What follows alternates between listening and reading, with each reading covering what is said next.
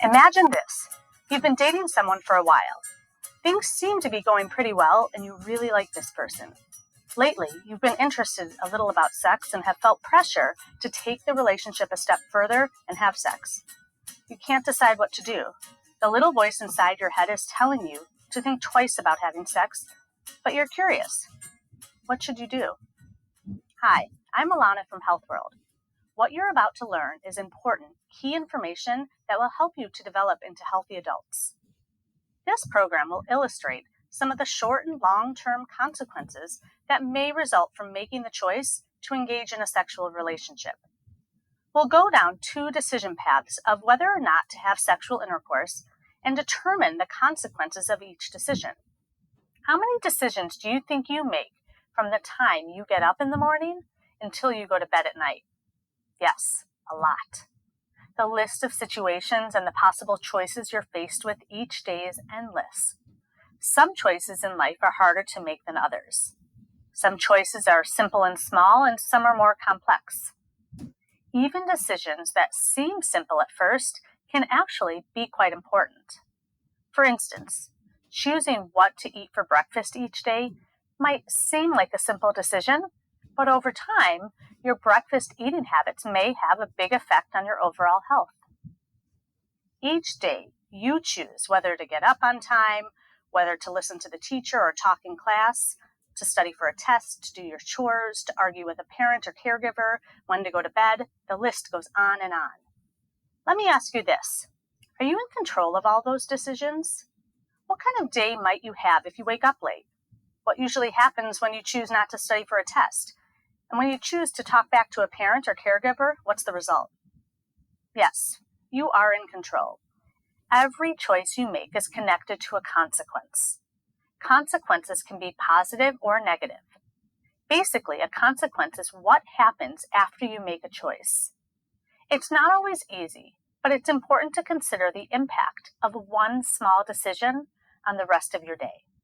This is called thinking ahead, and it's the job of a certain part of your brain called the prefrontal cortex.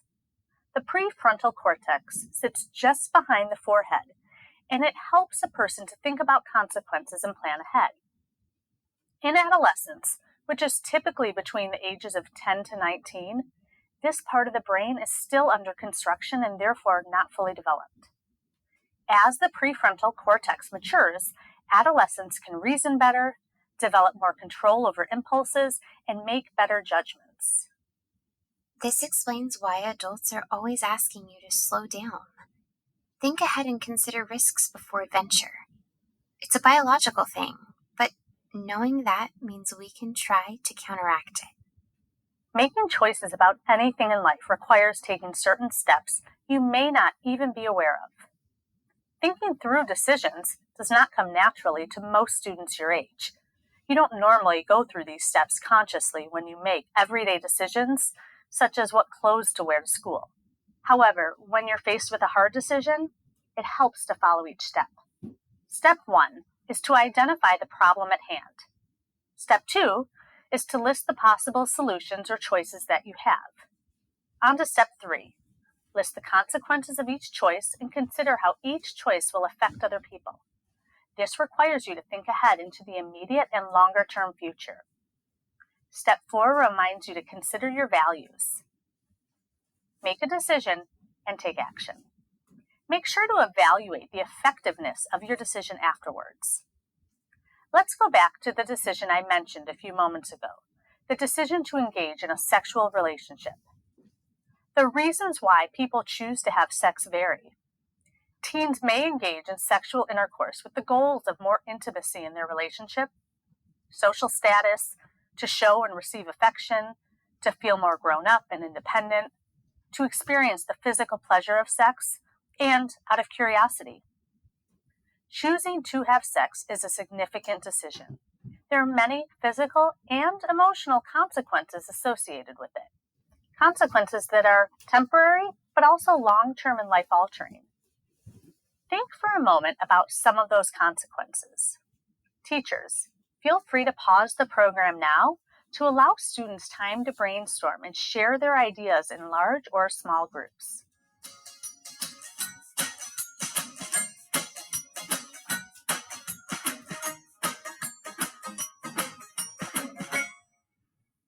What did you come up with?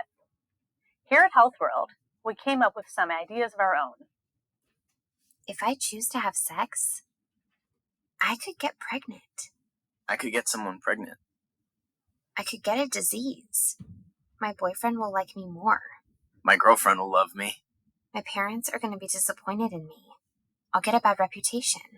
I'll get a good reputation. I'll feel guilty because it's against my religious beliefs. I won't have to wonder about it anymore. I might do something I wish I hadn't just to fit in. I might do it to please someone and then break up anyway. I might try it and be disappointed because it wasn't the right time. I might not feel as good because it was done in secrecy. I might feel guilty. I might regret it later when I'm in a committed relationship. The decision being discussed in this program is the choice of whether or not to engage in a sexual relationship. Let's go down the path of deciding to have sex. This is a big deal. You could wind up with an unplanned pregnancy and catch an STI or sexually transmitted infection. STIs are infections that a person can get from having sex with someone who has the infection. You may have heard of STDs. The D refers to disease in that instance. There is a minor difference between the two. We'll be referring to STIs in this program. The topic of STIs is not usually the most comfortable topic to learn and talk about, especially for students your age, but please know, the information you're about to learn can save your life. Many symptoms of STIs can be hidden, absent, or unnoticed, therefore allowing STIs to be spread very easily without knowing. The more knowledge you have, the better prepared you are to make smart choices as you grow into adults. It's imperative to learn what you can do to protect yourself. Some of you might feel uncomfortable when learning about STIs. Some people may feel embarrassed if they find out they have an STI. However, STIs are more than just an embarrassment. It can be a serious health problem. And if untreated, some STIs can cause permanent damage, such as infertility, the inability to have children, and even death. Most STIs spread from one person to another through sexual intercourse. But it's important to know that they can be spread through skin-to-skin contact and in non-sexual ways as well. Now, I've mentioned sexual intercourse, often referred to as sex, several times already, so I want to make sure to define it for you.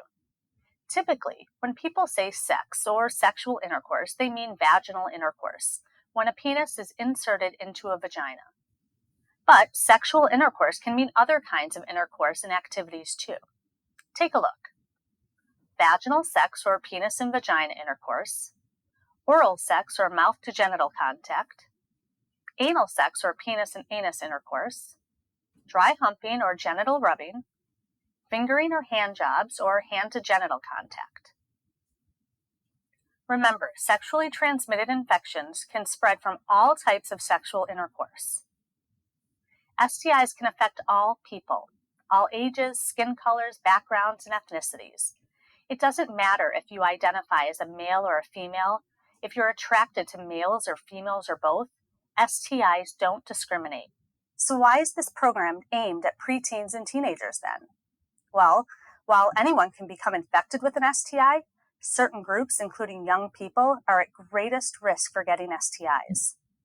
Regardless of race or gender, data shows that sexually active adolescents and young adults are at higher risk for getting STIs when compared to adults. The Centers for Disease Control and Prevention, also called the CDC, estimates the following.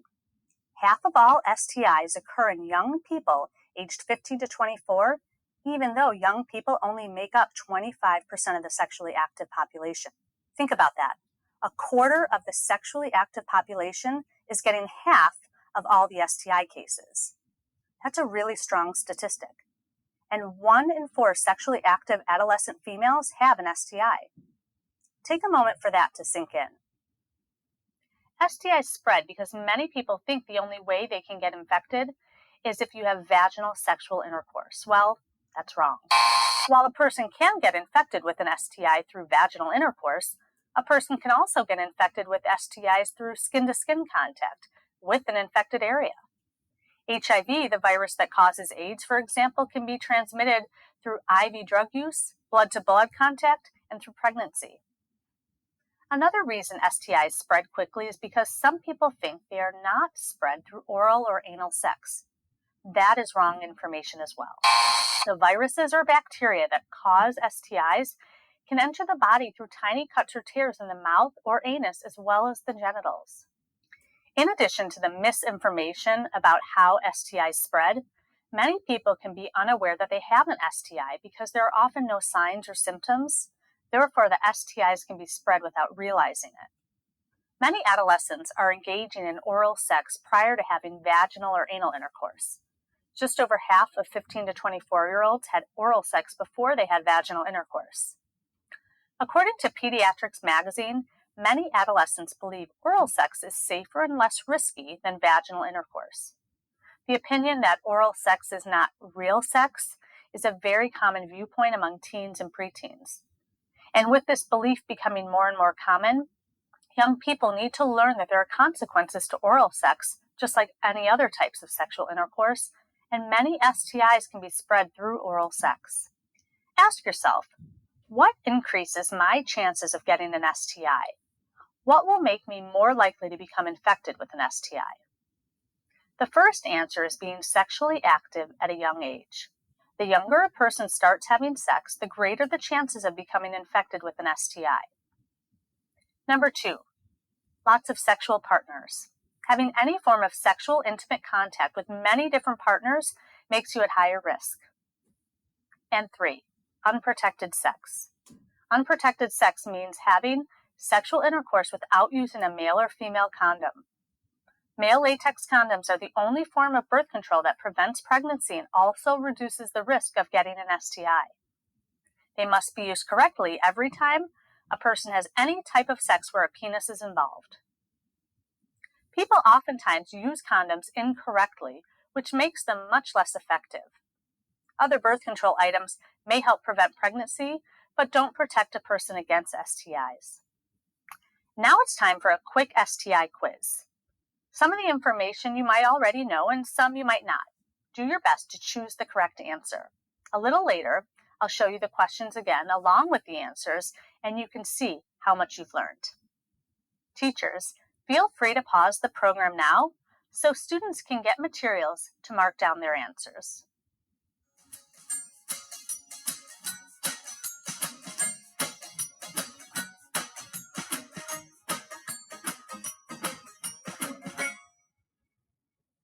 Question number 1, myth or fact? Birth control pills prevent the spread of STIs. Number 2, myth or fact? Once you are cured of an STI, you can get it again. On to number 3. Most people with an STI experience painful symptoms. Is that a myth or a fact? Number 4.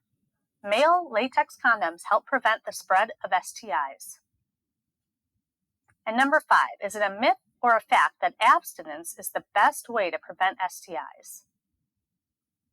Let's move on to a few multiple choice questions. Most STIs are transmitted through A, unprotected sex, B, kissing, C, toilets, D, sharing towels.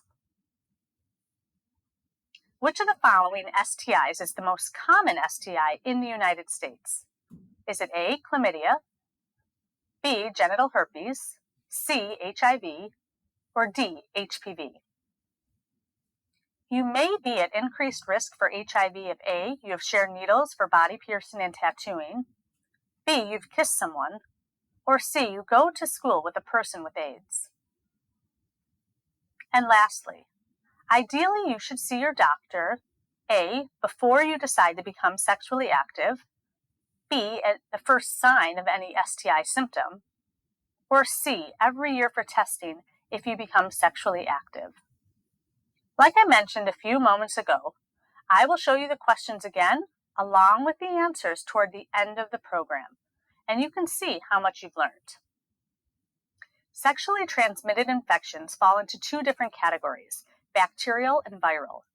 The main difference between these 2 categories of STIs is what causes them, bacteria or viruses. Because they are caused by different things, bacterial and viral STIs are treated in different ways. Bacterial STIs are often cured with antibiotics, while viral STIs don't have a cure, though their symptoms can often be relieved with medications. A little background on bacteria. Bacteria are single-celled organisms that can live almost anywhere. Most bacteria you encounter are harmless, but some do cause sickness and infections. They grow best at 98.6 degrees Fahrenheit, your body's internal temperature. Antibiotics are medicines that are used to cure bacterial infections.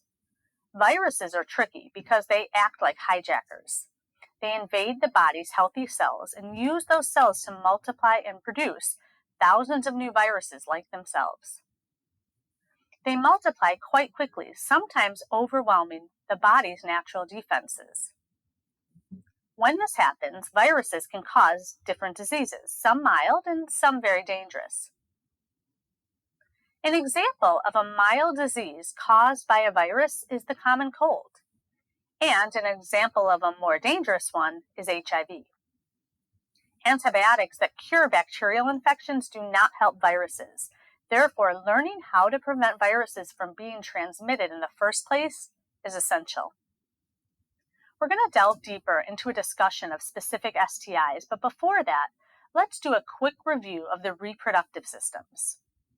The human reproductive system is the system that is most affected by STIs. The reproductive system is a group of internal organs in a female's lower belly and pelvis that supports the development and growth of a baby. It's made up of the uterus, ovaries, fallopian tubes, cervix, and vagina. In the center of the abdomen, below the belly button, is the uterus. The uterus is a very strong, muscular organ that is able to hold a fetus as it grows and develops. The uterus also has an important job during the menstrual cycle to build up and then release menstrual blood. On each side of the uterus are two organs called ovaries. Ovaries produce and hold cells called egg cells or ova. An egg cell or ovum is one of the two reproductive cells that are necessary for human reproduction. Once a month, an egg cell is released out of one of the ovaries into a tube called the fallopian tube. There are two fallopian tubes, a right and a left. They are narrow tubes that serve as tunnels or pathways for the egg to travel from the ovary to the uterus. Conception, the fertilization of an egg by a sperm cell, normally occurs in the fallopian tubes. After fertilization, the fertilized egg then moves to the uterus, where it implants itself in the uterine wall and grows for the duration of the pregnancy. The vagina is a canal that joins the cervix, the opening of the uterus, to the outside of the body. Its exterior opening enables sperm to enter the system to reach an egg. If an egg is not fertilized during the month, menstruation results and the blood is carried out of the body through the vagina. In a male body, the reproductive system is a group of internal and external organs in the lower belly and pelvis. It's made up of the penis, urethra, testicles, scrotum, and vas deferens. The penis is the most visible part of the reproductive anatomy. Inside the penis is a tube called the urethra, which transports urine or semen to the outside of the body. An erect penis can ejaculate a thick fluid called semen, which carries sperm cells through the opening at the tip of the penis. In vaginal intercourse, the semen carries sperm cells from the penis into the vaginal canal. Sperm then swim up to the uterus where they seek out an egg cell for fertilization. Below the penis and on the outside of the body are the testicles. Testicles begin producing reproductive cells called sperm cells, as well as the hormone testosterone during puberty. The testicles are covered by a pouch of skin called the scrotum. Inside the body are the vas deferens, which are tubes to transport sperm cells after they have been produced and stored in the testicles to the urethra and the penis. Untreated STIs during adolescence can cause damage to some of the reproductive organs and can be especially dangerous to a person's ability to reproduce in the future. Remember, half of all STIs occur in young people aged 15 to 24, and 1 in 4 sexually active adolescent females have an STI. The more knowledge you have, the better prepared you are to make smart choices as you grow into adults.